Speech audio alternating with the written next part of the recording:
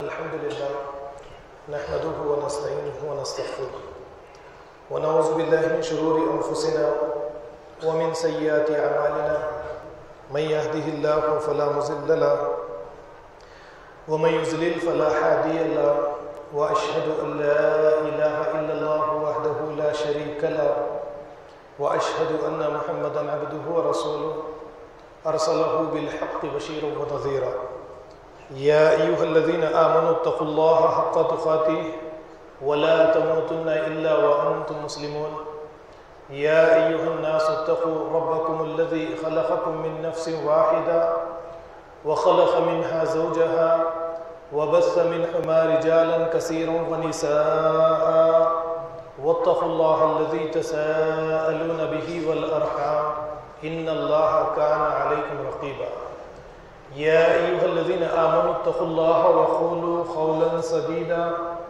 يصلح لكم أعمالكم ويغفر لكم ذنوبكم ومن يطيع الله ورسوله فقد فاز فوزا عظيما أما بعد فإن خير الحديث كتاب الله وخير الهدي هدي محمد صلى الله عليه وسلم وشر الأمور محدثاتها وكل محدثة بدعة وكل بدعة ضلالة وكل ضلالة في النار قال الله تعالى في القرآن المجيد فإذا قرأت القرآن فاستعذ بالله من الشيطان الرجيم أعوذ بالله السميع العليم من الشيطان الرجيم بسم الله الرحمن الرحيم لقد كان لكم في رسول الله أسوة حسنة معزز حاضرین مسجد، پچھلے خطبہ جمعہ کے موقع پر میں نے آپ حضرات کے سامنے بارکس کی تعمیر میں اسلاف کا کیا کردار ہے، اسے موضوع بنا کر قرآن کریم کی آیات کو لیتے ہوئے یعنی چند باتیں آپ حضرات کے سامنے پیش کرنے کی کوشش کی تھی۔ اس موقع پر میں نے بارکس میں یا ہندوستان میں عربوں کی آمد کا سلسلہ کب سے شروع ہوا، اس واقعے کو لا کر اور پھر بارکس میں یہاں پر عربوں کے آنے کا مقصد کیا تھا، اسے حضرت ابراہیم کی اس ہجرت سے ملا کر کہ حضرت ابراہیم علیہ السلام نے مکہ کی خشک سرزمین پر حضرت حاجرہ اور آپ کے بیٹے اسماعیل کو آباد کیا تھا۔ میں نے دین کا ابلاغ یہاں پر آپ کو بتایا اور اس کے بعد میں یہ بتانے کی کوشش کی کہ جتنے عرب ہندوستان میں یا دنیا کے مختلف ممالک میں گئے، ان کا یعنی ہجرت کرنے کا مقصد اللہ کے دین کا ابلاغ تھا، ساتھ ساتھ اپنی روزی روٹی کے لیے تجارت بھی تھی، لیکن اصل مقصد جو تھا وہ دین کا ابلاغ کرنا تھا۔ اسی مقصد کے ذریعے دکن کے اندر یمن سے عرب کے بعض قبائل آتے گئے اور یہیں پر آباد ہوئے۔ وہ بہت ساری باتیں میں نے پچھلے خطبہ جمعہ کے موقع پر آپ کے سامنے رکھنے کی کوشش کی تھی، اور اس کے بعد میں نے بتایا کہ ہمارے اسلاف نے اس سوسائٹی کی تعمیر کے لیے کیا کیا قربانیاں پیش کی ہے۔ اور پھر آخر میں خطبہ ختم ہونے کے وقت میں نے ایک ضروری بات آپ کے سامنے یہ رکھی تھی کہ مساجد کا اگر ہم صحیح طریقے سے استعمال کریں، مساجد کے خطیب سوسائٹی کے تمام افراد کو ایک امت میں تبدیل کرنے میں اگر کامیابی حاصل کر لیں تو اس کے بعد میں نے یہ کہا تھا کہ یہ سوسائٹی، ہم ایک جنت والی سوسائٹی کے اندر اس سوسائٹی کو ہم تبدیل کر سکتے ہیں۔ تو یہ باتیں میں نے پچھلے خطبہ جمعہ کے موقع پر آپ کے سامنے رکھنے کی کوشش کی، اور لوگوں نے الحمدللہ جن لوگوں نے بھی اسے سنا بہت پسند بھی فرمایا۔ تو آج کے اس خطبہ جمعہ کے موقع پر میں اسی موضوع کو تھوڑا تبدیل کرتے ہوئے کہ مزید ہم کس طریقے سے اس دنیا کے اندر کسی سوسائٹی کے اندر ہم ترقی حاصل کریں، کیونکہ انسان جب سے اس دنیا کے اندر آیا ہے اپنی ارتقائی منازل طے کرتے ہوئے ترقی کرتے کرتے انسان یہاں تک پہنچ چکا ہے۔ لیکن جیسا کہ پچھلے خطبہ جمعہ کے موقع پر میں نے ایک ادارے کا نام لیتے ہوئے یہ بتانے کی کوشش کی کہ موجودہ وقت کے حساب سے اس ادارے کی رفتار سست پڑ چکی ہے، ٹھیک اسی طریقے سے اگر ہم دوسری اقوام اور مسلم ایک قوم کو لے کر اگر ہم کمپیئر کریں، ان کا تقابل کریں، تو ٹھیک ہم بھی دوسری اقوام کے مقابلے میں بالکل سست ہے۔ جس طریقے سے دن بدن وہ ترقی کرتی چلی جا رہی ہے، ہمارے یہاں پر ترقی نام کی کوئی چیز نہیں ہے، بس تقلید ہے، جمود ہے، کچھ ہی چیزوں کے اوپر ہم جمے ہوئے ہیں۔ تو سب سے پہلے اللہ رب العالمین نے جو انسان کو اس دنیا کے اندر پیدا کیا ہے، اس انسان کو اس دنیا کے اندر پیدا کیے جانے کا مقصد کیا ہے؟ اس مقصد سے آگاہ ہونا انسان کے لیے بے انتہا ضروری ہے۔ جب انسان اس مقصد کے شعور کو حاصل کر لے گا تو یہ اپنی منزل کی طرف راستہ اختیار کرے گا اور ایک نہ ایک روز اپنی منزل پر پہنچ ہی جائے گا۔ اس کے لیے یہ ضروری ہے کہ لوگوں کے سامنے انسان کی تخلیق کا مقصد لوگوں کے سامنے رکھے۔ اب آپ اگر دیکھیں گے تو آپ کو پتہ چلے گا کہ روزانہ ہماری اپنی سوسائٹی میں یا کبھی کبھار کئی سال میں ایک مرتبہ ہمارے اپنے خاندان میں بھی بچے یا بچیاں پیدا ہوتے ہیں یا ہوتی ہیں۔ یہ روزانہ کا ایک معمول بنا ہوا ہے، اسی لیے ہم اس کی طرف کبھی توجہ نہیں دیتے، بس انسان کی پیدائش کو ایک معمولی سی چیز ہم سمجھ لیتے ہیں۔ اس کے پیچھے اللہ کی کیا حکمت کار فرما ہے، کس مقصد کے لیے اللہ رب العالمین نے انسان کو پیدا کیا ہے، انسان کی پیدائش کے بارے میں غور و فکر کرنا ہے۔ جس طریقے سے ایک کسی انگریز نے انسان کی پیدائش کے بارے میں یہ کہا تھا کہ انسان کی پیدائش چند مادی چیزوں سے مل کر اس کی پیدائش ہوئی ہے، مٹی، پانی، آکسیجن، کاربن اور چند چیزوں سے مل کر انسان کی تخلیق ہوئی ہے۔ اور اگر اس کی تخلیق پر کتنا مال خرچ ہو سکتا ہے اس کو اگر دیکھا جائے تو وہ کہتا ہے کہ 6.5 یا $7.5 کی قیمت میں اللہ رب العالمین نے ایک انسان کو پیدا کر دیا ہے۔ یعنی آج کے دور میں $6.5 یا $7 کو اگر ہم لیں گے 500-600 روپے شاید ہوں گے، اس سے زیادہ قیمت ہو ہی نہیں سکتی ہے۔ آپ ذرا غور کیجئے کہ اللہ رب العالمین نے چند اتنی معمولی سی قیمت میں ایک ایسے انسان کو پیدا کیا ہے جس کو اربوں کھربوں روپیے لگا کر بھی نہیں بنایا جا سکتا ہے، لیکن اللہ کی تخلیق، اللہ کی کاریگری، اللہ کی حکمت، اللہ کی قدرت، ہمیں اس پر غور کرنا چاہیے۔ تو جیسا کہ میں نے آپ کے سامنے بات رکھی، ہم اپنے خاندان میں خود ہمارے یہاں پر ہماری سوسائٹی میں روزانہ کئی بچے پیدا ہوتے ہیں، لیکن ہم اس کی طرف توجہ نہیں دیتے، اس کو ہم ایک معمولی سا واقعہ سمجھ لیتے ہیں۔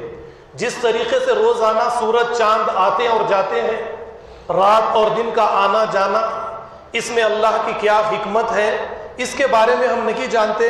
سورج کے آنے جانے، رات اور دن پر ہم غور اور فکر نہیں کرتے، جیسا کہ قرآن کریم اس کی طرف توجہ بھی دلواتا ہے اور یہ کہتا ہے ان فی خلق السماوات والارض واختلاف اللیل والنہار لآیات لأولی الالباب، کہ یقیناً زمین اور آسمانوں میں رات اور دن کے آگے اور پیچھے آنے جانے میں اللہ کی حکمت کار فرما ہے، اور عقل رکھنے والوں کے لیے اس میں اللہ کی کئی نشانیاں موجود ہے۔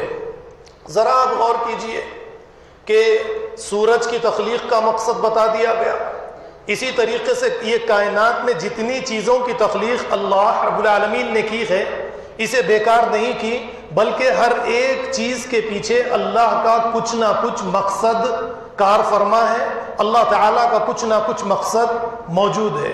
جیسا کہ قرآن کریم پر آپ غور کریں گے، سورہ یاسین کی ایک آیت مجھے یاد آئی جس میں اللہ نے یہ فرمایا وَكُلٌّ فِي فَلَكٍ يَسْبَحُونَ، یعنی سورج، چاند، ستارے یہ سب کے سب اپنے مدار میں تیر رہے ہیں، اپنے مدار میں گردش کر رہے ہیں، اپنے آربٹ کے اندر جس کام پر اللہ رب العالمین نے انہیں لگا دیا ہے وہی کام انجام دے رہے ہیں۔ اور جیسا کہ سورہ آل عمران میں فرمایا وَلَهُ أَسْلَمَ مَنْ فِي السَّمَاوَاتِ وَالْأَرْضِ طَوْعًا وَكَرْحًا وَإِلَيْهِ يُرْجَعُونَ کہ یہ سب کے سب خوشی یا ناخوشی سے اللہ نے جس کام پر ان کو لگایا ہے اسی کام پر لگے ہوئے ہیں. یہ رتی برابر بھی ایک لمحے کے لیے بھی اللہ کی نافرمانی ہرگز نہیں کر سکتے اور ان سب کو اللہ ہی کی طرف لوٹنا ہے.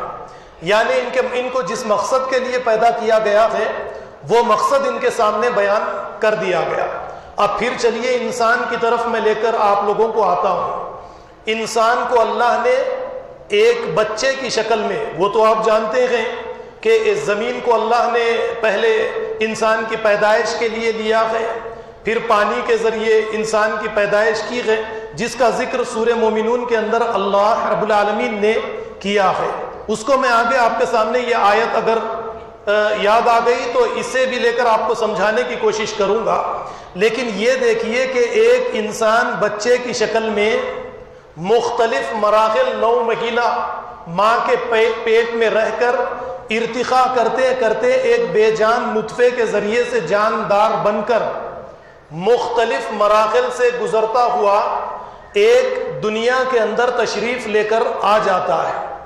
وہ دنیا کے اندر تشریف لے کر آتا ہے، اس کی کیفیت سے آپ اچھی طرح سے واقف ہیں کہ وہ جب دنیا میں آتا ہے تو یہاں پر میں انسان کے بچے کو بے وقوف کہوں گا. اب کیوں میں نے بے وقوف کہا یہ کچھ ہی دیر میں آپ کو سمجھ میں آ جائے گا، لیکن آپ برا مت مانیے. اور اسی طریقے سے جس طرح ہم کسی گدھے کے بچے کو یا کسی جانور کے بچے کو دیکھتے ہیں تو بے وقوف کہتے ہیں، نہیں، کوئی جانور یا گدھے کا بچہ بے وقوف نہیں بلکہ وہ احمق ہوتا ہے. بے وقوف اسے کہتے ہیں جو وقتیہ طور پر کسی چیز سے واقف نہیں ہوتا، اسے بے وقوف کہتے ہیں.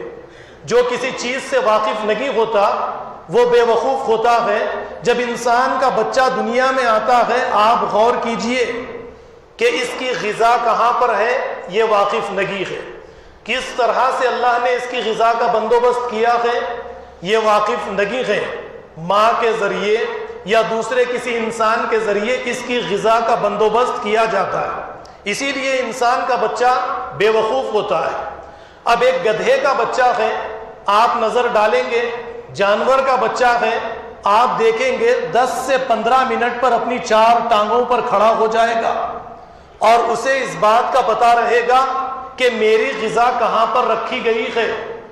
تو اسی لیے میں نے جانور کے بچے کو احمق کہا ہے کہ وہ یہ جانتا ہے کہ کس چیز میں میری غذا رکھی گئی ہے لیکن اس کے استعمال کا طریقہ وہ نہیں جانتا. تو احمق اسے کہتے ہیں جو جانتا تو ہے کس چیز میں کیا ہے لیکن اس کے استعمال کا طریقہ جو نہیں جانتا وہ احمق ہے. جو کچھ چیزوں کو نہیں جانتا وہ بے وقوف ہے. آپ انسان کے بچے پر نظر ڈالیے، آپ کو پتا چل جائے گا کہ انسان کا بچہ لاچارگی کے ساتھ اس دنیا کے اندر تشریف لے کر آتا ہے. کچھ مہینے کچھ سال گزرتے ہیں اور اسی کے ساتھ ساتھ ترقی کرتے کرتے دھیرے دھیرے بڑھتا چلا جاتا ہے. سورہ مومنون کی آیت نمبر آپ 12 دیکھیے، 12 سے لے کر 14 دیکھیے. یعنی انسان کی پیدائش کے مختلف مراحل کو یہاں پر ذکر کیا گیا. فرمایا گیا وَلَقَدْ خَلَقْنَا الْإِنسَانَ مِنْ سُلَالَةٍ مِنْ طِينٍ، ہم نے انسان کو مٹی کے سط سے، مٹی کے خلاصے سے پیدا کیا. ثُمَّ جَعَلْنَاهُ نُطْفَةً فِي قَرَارٍ مَكِينٍ، اور پھر اسے نطفہ بنا کر مادر رحم میں ایک محفوظ جگہ میں ہم نے اسے منتقل کر دیا، رکھ دیا تاکہ وہ اپنے یعنی ارتقائی منازل طے کرتے کرتے ایک انسان کی شکل حاصل کرے. اسی کا ذکر یہاں پر کیا جا رہا ہے. ثم خلقنا النطفة علقة، پھر اس نطفے کو ہم نے علقہ بنا دیا. فخلقنا العلقة مضغة، یعنی خون کا لوتھڑا بنایا، اس خون کے لوتھڑے کو ہم نے گوشت بنا دیا. فخلقنا المضغة عظاما، پھر اس پر ہم نے یعنی اس کی ہم نے ہڈیاں بنائی. فکسونا العظام لحما، ان ہڈیوں پر ہم نے گوشت چڑھا دیا. اور پھر اللہ تعالیٰ آگے فرماتے ہیں فکسونا العظام لحما ثم انشأناه خلقا آخر، پھر اسے ایک دوسری ہی مخلوق بنا کر ہم نے کھڑا کر دیا فتبارک اللہ احسن الخالقین، اللہ تعالیٰ تمام کاریگروں میں بہترین کاریگر ہے۔ ذرا آپ غور کیجئے کہ نطفے سے انسان کی کاریگری کا آغاز، پھر مختلف مراحل سے گزار کر ایک ایسی بہترین ساخت، ایک ایسے بہترین حسین و جمیل انسان کو اللہ رب العالمین نے پیدا کر دیا۔ اس کی قیمت کچھ دیر پہلے میں نے آپ کے سامنے بتائی، یعنی ایک سائنٹسٹ نے یہ بتایا کہ 6.5 یا 7.5 ڈالر کی قیمت میں ایک انسان کو بنا کر کھڑا کر دیا۔ ہندوستان کے 450 500 یا 600 روپئے کی قیمت میں ایک چلتی پھرتی ایسی مشینری جو 70 60 50 80 سال بنا رکے کے اس دنیا کے اندر گزار کر اس دنیا سے دوسری دنیا کے لیے ختم نہ ہو، بلکہ اس دنیا میں اپنی شخصیت کا ارتقاء کرے، اپنی نشو و نما کرے، اپنے آپ کو اس قابل بنائے کہ اس دنیا کے آگے ایک اور ترقی یافتہ ارتقاء یافتہ جو دوسری دنیا ہے، اس دنیا میں جانے کے لیے میں نے اپنی شخصیت کو تیار کر لیا، ایسی شخصیت بنا کر دوسری منزل کے سفر کی طرف یہ روا اور دوا ہو جائے۔ تو اب یہاں پر آپ غور کیجئے کہ انسان کو اللہ رب العالمین نے پیدا کیا ہے۔ اب آپ ذرا غور کیجئے کہ اس کائنات کو پچھلے خطبہ جمعہ کے موقع پر میں نے ہماری اپنی بستی ادارہ سبیل مجلس تنظیم سبیل الخیر کو لا کر ایک بینج ایک گٹلی کی مثال کے ذریعے یہ سمجھانے کی کوشش کی تھی کہ ایک بینج اور گٹلی اپنے جیسے کئی درخت، ہزاروں درخت پیدا کرتی ہے اور اس کے اندر سے ہزاروں پھل لوگوں کو دیتی چلی جاتی ہے اور اپنے جیسے ہزاروں درخت اس زمین پر باقی رکھتی چلی جاتی ہے۔ تو اب ہمارے اپنے اس ادارے کی ذمہ داریوں کا احساس میں نے پچھلے خطبہ جمعہ کے موقع پر آپ کو یہاں پر دلوانے کی کوشش کی تھی۔ اب ٹھیک اسی طریقے سے ایک انسان کا اس دنیا کے اندر آ جانا کوئی معمولی واقعہ نہیں ہے، بلکہ اللہ رب العالمین کا ایک اعلیٰ مقصد ہے اس دنیا کے اندر انسان کو بھیجے جانے کا۔ جب اس دنیا کے اندر ایک انسان آتا ہے، اب اس دنیا میں انسان کے آنے کے بعد میں والدین کی ذمہ داری، نہ صرف والدین کی ذمہ داری، سوسائٹی معاشرے میں بسنے والے ہر فرد کی یہ ذمہ داری، نہ صرف ہر فرد کی یہ ذمہ داری، اسکول کالج ہماری ریاست ہر ایک انسان کی یہ ذمہ داری بنتی ہے کہ یہ انسان کا بچہ جو کسی ایک مخصوص خاندان میں پیدا ہوا ہے، یہ کسی ایک انسان کا بچہ، یہ صرف اس خاندان ہی کی امانت نہیں ہے، بلکہ یہ ایک انسان کا بچہ ساری انسانیت کا ایک اثاثہ، ساری انسانیت کی ایک امانت ہے۔ اس کی صلاحیتوں کو جاننا اور اس کی صلاحیتوں کو نشو و نما دینا پہلے ماں باپ کی ذمہ داری ہے، سوسائٹی کی ذمہ داری ہے، معاشرے کی ذمہ داری ہے، معاشرے کے ہر فرد مرد اور عورت کی ذمہ داری ہے، اسکول کی ذمہ داری ہے، اساتذہ کی ذمہ داری ہے، اسکول کے سلیبس کی ذمہ داری ہے۔ یہ ذمہ داری اب اجتماعی ذمہ داری بن جاتی ہے۔ جب اس طریقے سے ہماری سوچ بنے گی تو اس کے بعد میں ہمارے اندر ایک کردار کیا ہوگا؟ پیدا ہوگا۔ یہ کردار ہمیں مجھے میرا تیرا اس چیز سے باہر نکال دے گا، اور ہمارے اندر ہمارے دل کے اندر ایک کیفیت ایک کردار جو پیدا ہوگا، وہ کردار کیا رہے گا؟ ہمارے یہ چیز ہمارے اندر پیدا کرے گا۔ ہم کسی بھی بچے کو دیکھ کر اس کا بچہ نہیں کہیں گے، یہ ہمارا بچہ ہے۔ کسی کی بچی کو دیکھ کر ہم کسی اور کی بچی نہیں کہیں گے، یہ ایک انسان کا بچہ ہے، یہ ایک سوسائٹی کا اثاثہ ہے، یہ ایک سوسائٹی کی پراپرٹی ہے۔ اب اس کے بعد میں ہمارے اخلاق میں تبدیلی آئے گی یا نہیں آئے گی؟ ہم کسی کے بچے کے ساتھ کیسے اخلاق کے ساتھ پیش آئیں گے؟ جو اخلاق کے ساتھ ہم اپنے بچوں کے ساتھ پیش آتے ہیں۔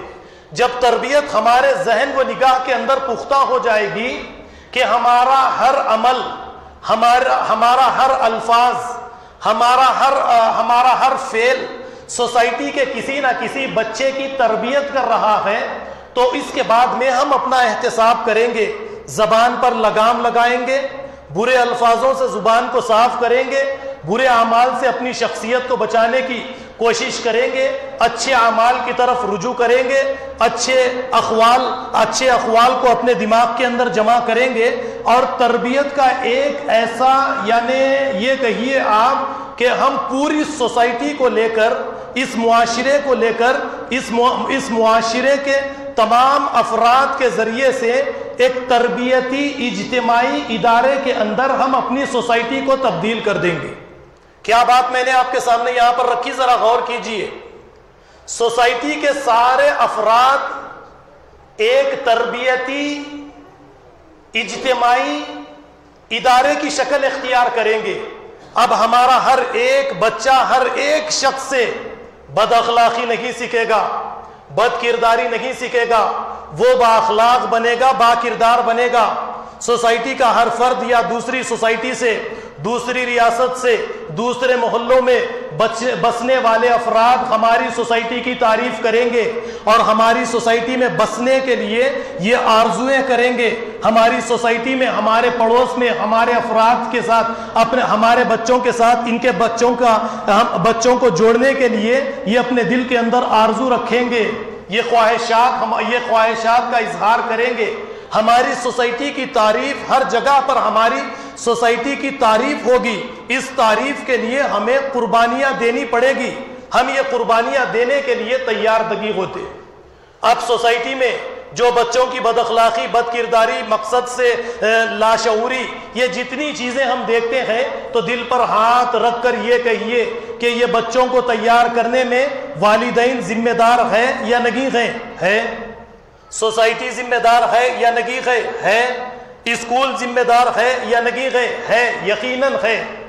جبکہ ہماری یہ ذمہ داری تھی کہ ہر ایک بچے کی چھپی ہوئی صلاحیتوں کو دیکھتے، ان کی نشو و نما کا سامان انہیں مہیا کرتے، ان کی نشو و نما کرتے، اور پھر ان کی نشو و نما کے بعد میں انہیں اس قابل بنا دیتے کہ یہ سوسائٹی کے اندر با اخلاق، با کردار بنے، اور یہ اپنی ذمہ داریوں کو ان کی تخلیق کا مقصد سمجھ کر کہ سوسائٹی کے اندر انہیں اپنے لیے، اپنے مفادات کی تکمیل کے لیے پیدا نہیں کیا گیا، بلکہ اپنے مفادات پر دوسروں کے مفادات کو ترجیح دینے کے لیے انہیں اللہ رب العالمین نے اس زمین پر، اس سوسائٹی میں پیدا کیا ہے۔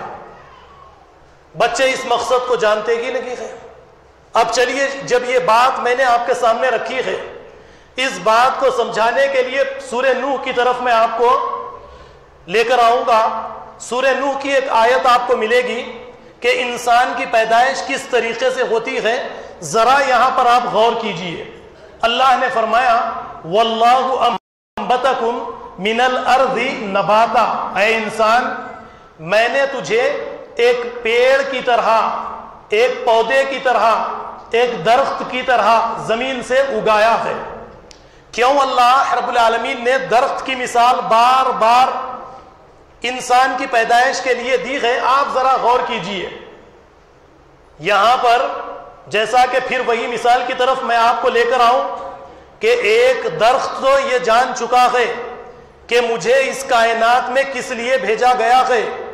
اس نے اپنی چھپی ہوئی صلاحیتوں کی نشو و نما کی، اس نے اپنی صلاحیتوں کو ترقی دی، کائنات کی ساری کائنات سے اس نے اپنے لیے غذا حاصل کی، اور پھر اپنے اوپر اس نے پھل اور پھول پیدا کیے، اور یہ پھل اور پھول پیدا کرنے کے بعد میں اس نے اسے اپنی پراپرٹی نہیں بنایا، اسے اپنے استعمال کے لیے نہیں رکھ لیا، ایک ربوبیت کا نظام قائم کیا کہ جو پھل مجھے لگیں گے یہ میرے لیے نہیں بلکہ اوروں کے لیے ہے، انسان کے لیے ہے، جانور کے لیے ہے، چرند و پرند کے لیے ہے، میری صلاحیتوں کا یہ دوسرے استعمال کریں گے۔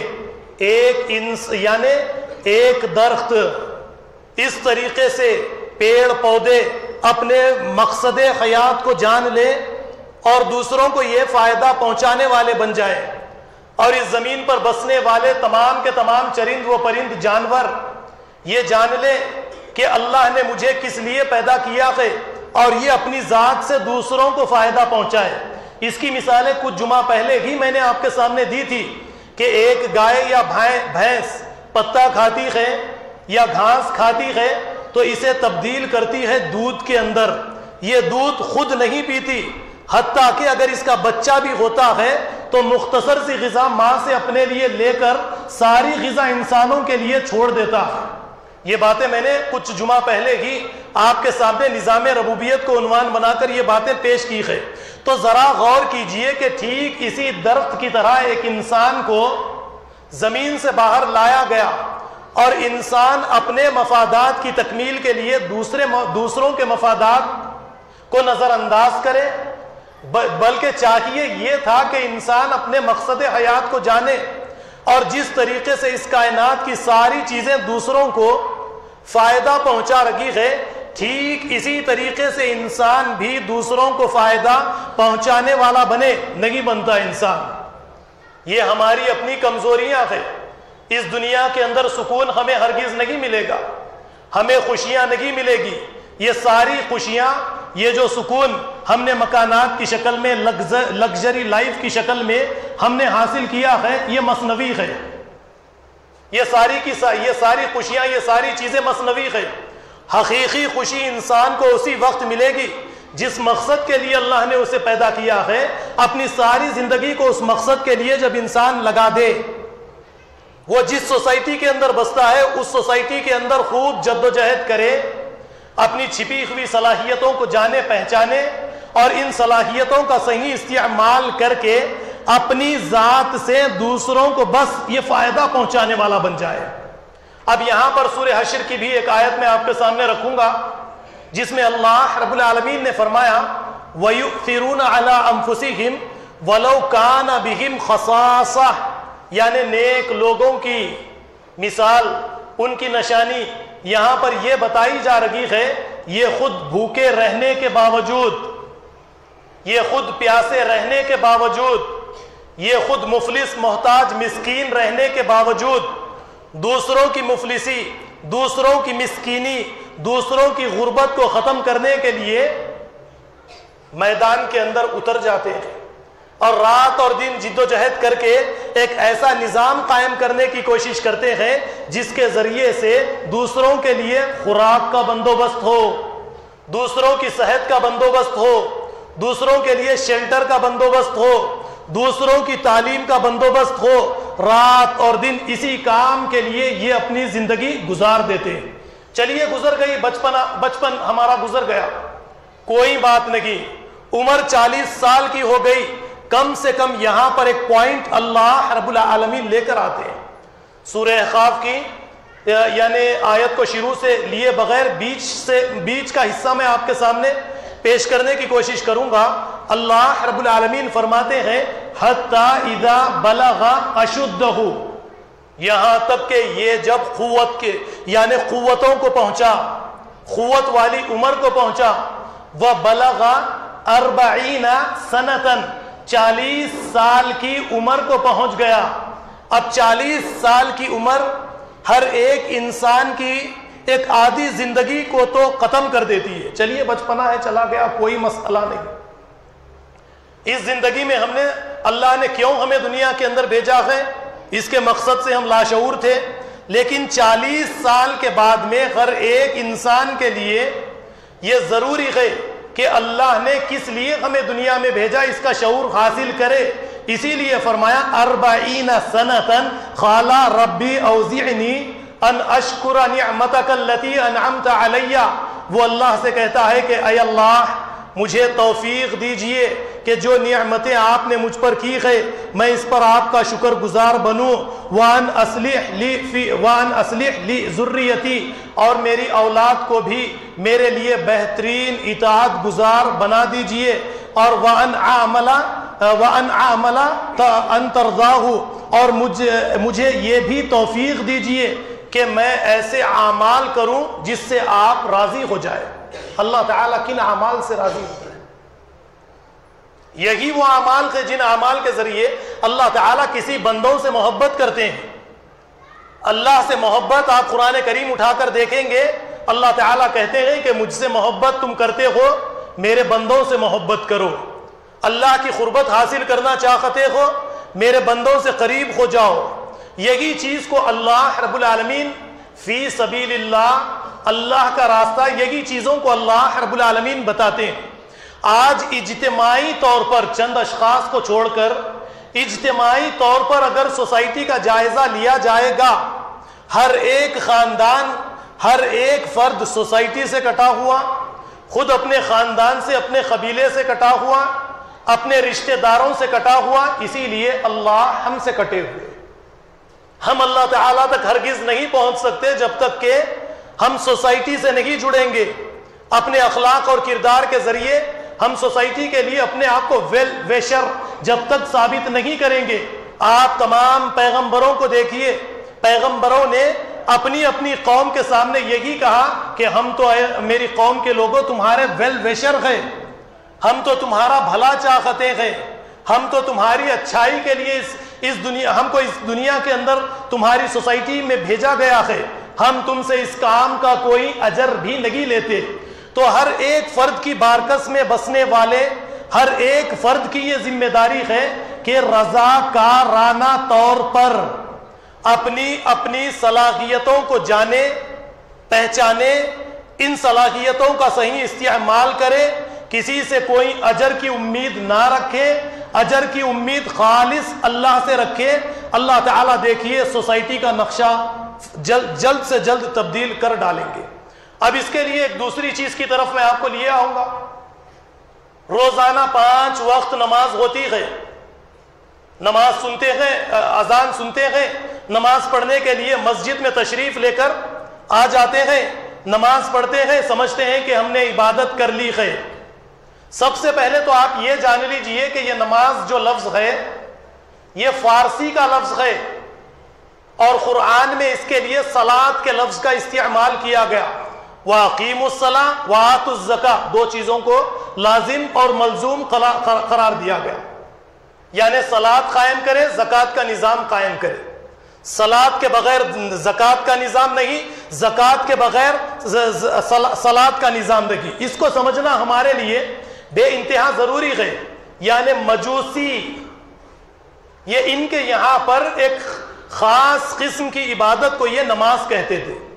آگ لگا لیتے اور اس کے ارد گرد رقص کرتے, ناچتے, اسی کو یہ نماز کہتے تھے. اب ہم نے صلاۃ کو نماز کا نام دے دیا, جس کی وجہ سے صلاۃ کے مفہوم کو بھی ہم صحیح طریقے سے نہیں جانتے. صلاۃ اصل میں عربی میں اس کو کہتے ہیں کہ کسی کے نقش قدم پر, یعنی اس کے نقش قدم پر ہو بہو اسی طریقے سے چلنا, کسی کے قدم پر قدم رکھ کر آگے بڑھنے کی کوشش کرنا. جو کوشش نبی کریم صلی اللہ علیہ وسلم نے صلاۃ کے نظام کے ذریعے وَأَقِيمُوا الصَّلَاةَ, نماز یعنی صلاۃ کا نظام قائم کرو. صلاۃ کا نظام ہم قائم کرتے ہیں, ہم نماز پڑھتے چلے جاتے ہیں. جیسا ابھی میں نے کہا, اذان ہوئی, 5 وقت آئے, نماز پڑھ لیے, جسم کو جھٹک دیا, ایک بہت بڑا بوجھ تھا, ہلکا ہو گیا.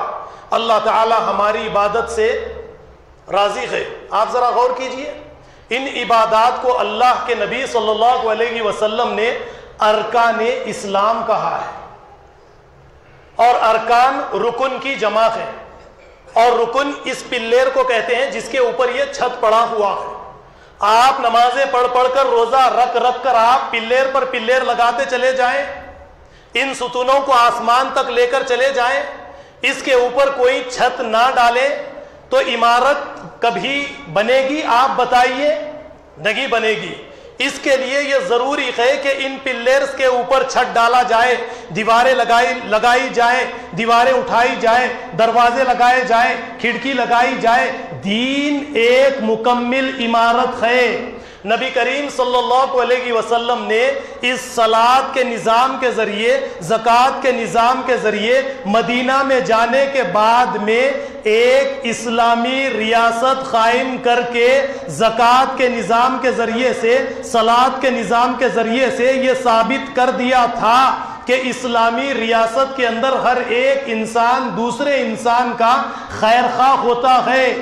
ہماری اپنی سوسائٹی میں مساجد کی تعمیرات کا مقصد یہی ہونا چاہیے تھا کہ مساجد کی تعمیرات اقیم الصلاۃ، صلاۃ کے اس نظام کے ذریعے سے بھی ہم اپنی سوسائٹی کے اندر ایک اسلامی معاشرہ، سارے انسان اجتماعی جد و جہد کوشش کر کے ایک اسلامی معاشرہ قائم کریں گے۔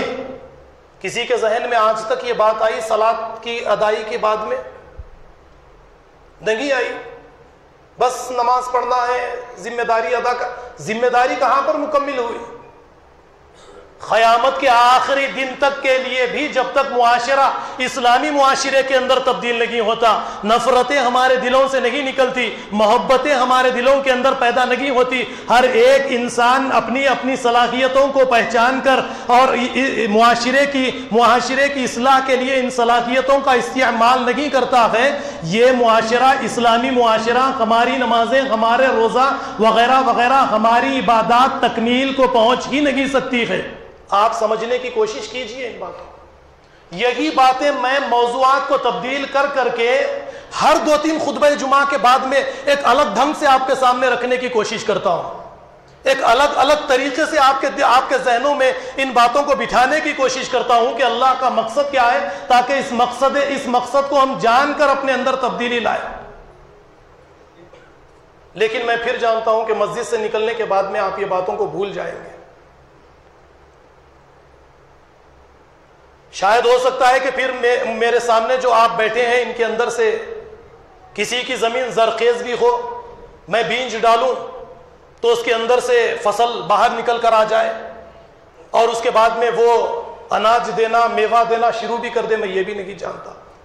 کسی کی تو زمین زرخیز ہو سکتی ہے، بیج بس ڈالنے کی دیر ہے، الفاظ بس، تقریر بس دماغ میں، دل میں اترنے کی دیر ہے کہ یہ اپنی زندگی کے اندر کسی قسم کی کوئی تبدیلی لے کر آ جائے۔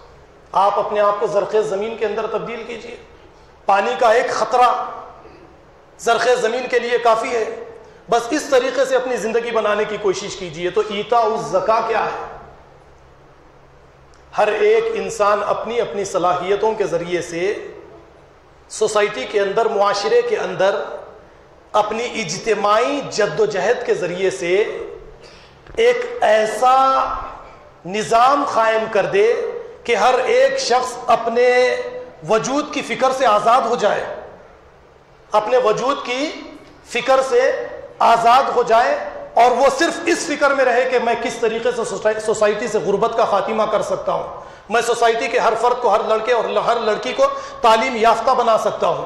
اس طریقے سے جد و جہد کر کے سوسائٹی کو کامیابی کی طرف لے جانا اور ان کی توجہ سائنسی علوم کی طرف لے کر جانا، اور سائنس کے علوم حاصل کرنے کے بعد میں سوسائٹی کے افراد اس تعلیم کے ذریعے سے سوسائٹی کے اندر نئے تجربات کرنا، نئی چیزوں کی تخلیق کرنا، اور خود جد و جہد کر کے ساری سوسائٹی کے افراد کے لیے خوراک کا بندوبست کرنا، تعلیم کا بندوبست کرنا، ان کے شیلٹر کا بندوبست کرنا، اس طریقے سے سوسائٹی کو اونچائیوں کی طرف، ارتقائی منازل کی طرف لے کر چلے جانا۔ یہی مقصد ہے اقیم الصلاۃ و ایتاء الزکاۃ کا۔ میں اپنی باتوں کو یہیں پر ختم کرتے ہوئے اللہ رب العالمین سے دعا کرتا ہوں، جو کچھ بھی کہا گیا ہے اللہ تعالی ہمیں سے سمجھنے والا